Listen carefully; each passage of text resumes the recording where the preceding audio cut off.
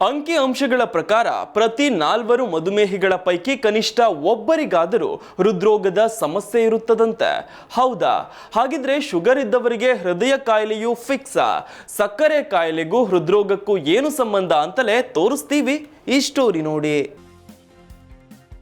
4 ಮಧುಮೇಹಿಗಳಲ್ಲಿ ಒಬ್ಬರಿಗೆ ಹೃದ್ರೋಗದ ಅಪಾಯ.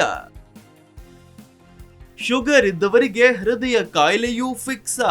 ಇತ್ತೀಚಿನ ದಿನಗಳಲ್ಲಿ ಮಧುಮೇಹ ಮತ್ತು ಹೃದ್ರೋಗ ಸಮಸ್ಯೆಗಳು ದಿನದಿಂದ ದಿನಕ್ಕೆ ವೇಗವಾಗಿ ಹೆಚ್ಚುತ್ತಿರುವ ಆರೋಗ್ಯ ಸಮಸ್ಯೆಗಳಾಗಿವೆ. ಕಳಪೆ ಜೀವನ ಶೈಲಿ ಮತ್ತು ಅನಾರೋಗ್ಯಕರ ಆಹಾರ ಪದ್ಧತಿಯಿಂದಾಗಿ ಅನೇಕ ಜನರು ಮಧುಮೇಹ ಮತ್ತು ಹೃದ್ರೋಗಕ್ಕೆ ಬಲಿಯಾಗ್ತಿದ್ದಾರೆ. ವೇಗದ ಜೀವನ ಶೈಲಿಯಿಂದಾಗಿಯೂ ಕೂಡ ಜನರು ತಮ್ಮ ಆರೋಗ್ಯದ ಬಗ್ಗೆ ಕಾಳಜಿ ವಹಿಸ್ತಿಲ್ಲ. ಇದರಿಂದಾಗಿ ಈ ರೀತಿಯ ಸಮಸ್ಯೆಗಳು ಹೆಚ್ಚಾಗ್ತಿವೆ ಅಂತ ತಜ್ಞರು ಹೇಳ್ತಾರೆ. ವಯಸ್ಸಾದವರಿಂದ ಯುವ ಪೀಳಿಗೆಯವರೆಗೆ ಈ ರೋಗ ಯಾರನ್ನೂ ಬಿಟ್ಟಿಲ್ಲ. ಅಂಕಿ ಅಂಶಗಳ ಪ್ರಕಾರ ಪ್ರತಿ 4 ಮಧುಮೇಹ ರೋಗಿಗಳಲ್ಲಿ ಒಬ್ಬರಿಗೆ ಹೃದ್ರೋಗದ ಸಮಸ್ಯೆ ಇರುತ್ತೆ. ಇದು ಅತ್ಯಂತ ಗಂಭೀರ ಸ್ಥಿತಿಯಾಗಿದ್ದು, ಮಧುಮೇಹ ರೋಗಿಗಳಲ್ಲಿ ಹೃದ್ರೋಗದ ಅಪಾಯ ಹೆಚ್ಚಾಗೋದು ಹೇಗೆ ಅನ್ನೋದನ್ನ ತಿಳಿದುಕೊಳ್ಳೋಣ. ನಮ್ಮ ದೇಹವು ಇನ್ಸುಲಿನ್ ಹಾರ್ಮೋನ್ ಅನ್ನ ಹೊಂದಿರುತ್ತೆ. ಇದು ಸಕ್ಕರೆ ಮಟ್ಟವನ್ನ ನಿಯಂತ್ರಿಸಲು ಸಹಾಯ ಮಾಡುತ್ತೆ. ದೇಹದಲ್ಲಿ ಇನ್ಸುಲಿನ್ ಹಾರ್ಮೋನ್ ಉತ್ಪತ್ತಿಯಾಗದಿದ್ದಾಗ ಅಥವಾ ಈ ಹಾರ್ಮೋನ್ ಸರಿಯಾಗಿ ಕೆಲಸ ಮಾಡದಿದ್ದಾಗ ರಕ್ತದಲ್ಲಿ ಸಕ್ಕರೆಯ ಮಟ್ಟವು ಹೆಚ್ಚಾಗುತ್ತೆ. ಇದು ಮಧುಮೇಹಕ್ಕೆ ಕಾರಣವಾಗುತ್ತೆ. ಇದರಲ್ಲಿ 2 ವಿಧಗಳಿವೆ. ಮೊದಲನೆಯದಾಗಿ ಟೈಪ್ 1 ಡಯಾಬಿಟಿಸ್. ಇದು ಸ್ವಯಂ ನಿರೋಧಕ ಕಾಯಿಲೆಯಾಗಿದೆ. ಇದರಲ್ಲಿ ಪ್ರತಿರಕ್ಷಣಾ ವ್ಯವಸ್ಥೆಯು ಇನ್ಸುಲಿನ್ ತಯಾರಿಸುವ ಜೀವಕೋಶಗಳನ್ನೇ ನಾಶಪಡಿಸುತ್ತೆ. ಇನ್ನು ಎರಡನೆಯದು ಟೈಪ್ 2 ಡಯಾಬಿಟಿಸ್. ಬೊಜ್ಜು, ಅನಾರೋಗ್ಯಕರ ಆಹಾರ ಮತ್ತು ಕಳಪೆ ಜೀವನ ಶೈಲಿಯಿಂದ ಈ ಸಮಸ್ಯೆ ಉಂಟಾಗುತ್ತೆ. ಟೈಪ್ 2 ಡಯಾಬಿಟಿಸ್ ಇರೋ ರೋಗಿಗಳಲ್ಲಿ ಹೃದ್ರೋಗದ ಅಪಾಯವಿರುತ್ತೆ. ಹಾಗಾದ್ರೆ ಇದಕ್ಕೆ ಕಾರಣ ಏನು ನೋಡ್ತಾ ಹೋಗೋಣ.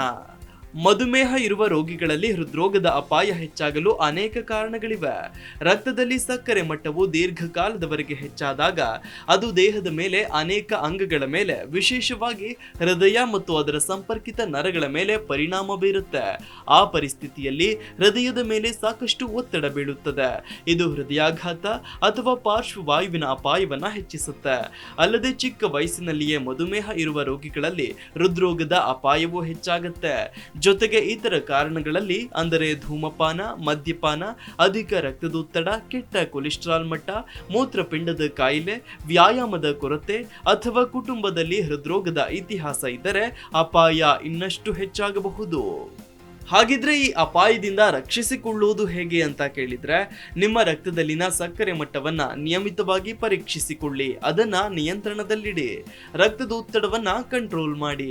ಕೆಟ್ಟ ಕೊಲೆಸ್ಟ್ರಾಲ್ ಮಟ್ಟವನ್ನ ಕಡಿಮೆ ಮಾಡಿಕೊಳ್ಳಿ. ಉತ್ತಮ ಕೊಲೆಸ್ಟ್ರಾಲ್ ಮಟ್ಟವನ್ನ ಹೆಚ್ಚಿಸಿಕೊಳ್ಳಿ. ಮದ್ಯಪಾನ, ಧೂಮಪಾನದಿಂದ ದೂರವಿರಿ. ಹಣ್ಣು, ತರಕಾರಿಗಳು, ಧಾನ್ಯಗಳು ಮತ್ತು ಕಡಿಮೆ ಕೊಬ್ಬಿನ ಪ್ರೋಟೀನ್ ಆಹಾರಗಳನ್ನ ಸೇವಿಸಿ. ಪ್ರತಿದಿನವೂ ವ್ಯಾಯಾಮ ಮಾಡಿ. Desk bureau, G Kannada news. G Kannada news ಈಗ ನಿಮ್ಮ ಮನೆಯಲ್ಲೇ ನೋಡಿ. ಎಲ್ಲ ಕೇಬಲ್ಗಳಲ್ಲಿ ಈಗ ಲಭ್ಯ.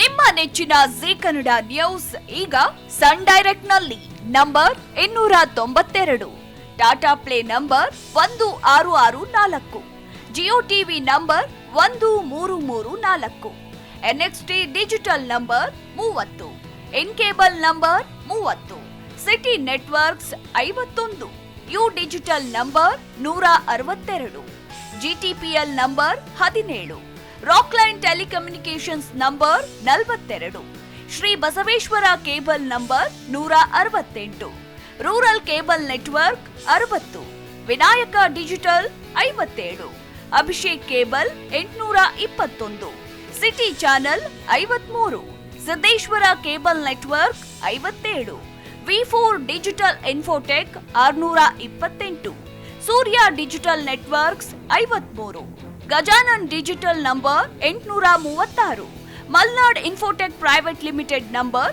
56, Metrocast number 830, Victory Digital number 167ರಲ್ಲಿ ನೋಡಿ ಆನಂದಿಸಿ.